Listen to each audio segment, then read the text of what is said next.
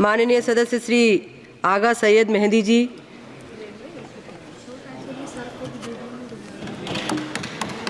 Thank you madam.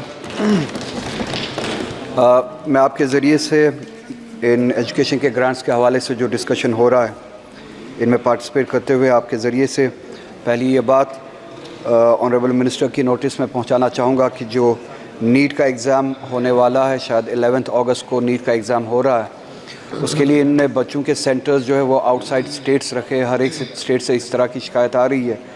इसी तरह से जम्मू कश्मीर से भी बच्चे कह रहे हैं कि उनके सेंटर्स जो है आउटसाइड स्टेट रखे गए, 1000 किलोमीटर 2000 किलोमीटर के फासले पे रखे गए। तो उनके लिए इतनी शॉर्ट नोटिस में लॉजिस्टिक्स वगैरह वो ट्रैवल करना लगभग नामुमकिन होगा। तो मैं आपके ज़रिए से गुजारिश करना चाहूँगा कि सेंटर्स जो है एग्ज़ामिनेशन के लिए या नीट के टेस्ट के लिए वो अपनी स्टेट्स में रखे जाए स्टूडेंट्स के लिए।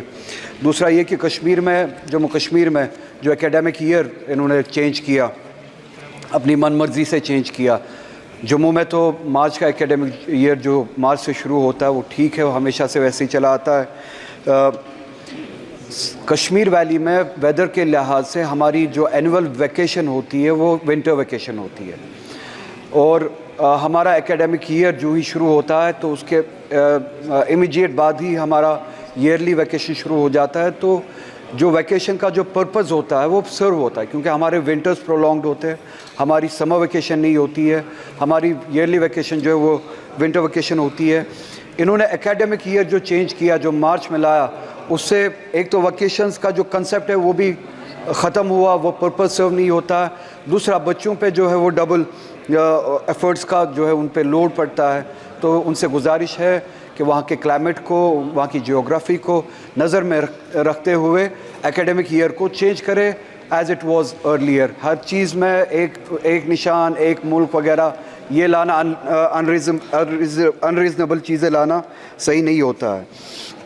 कॉन्ट्रैक्चुअल लेक्चर्स जो है हमारे रियासत में, उनके हवाले से कोई क्लियर कट स्कीम लाई जाए, क्लियर कट रोड लाया जाए। और एज होते जा रहे हैं हमारे जो पीएचडी होल्डर्स हैं, स्कॉलर्स हैं हमारे, वो कॉन्ट्रैक्चुअल बेसिस पे काम कर रहे हैं रियासत जम्मू कश्मीर में। अभी तक उनके लिए, उनको रेगुलराइज करने के लिए अभी तक न कोई स्कीम है, न कोई पॉलिसी है।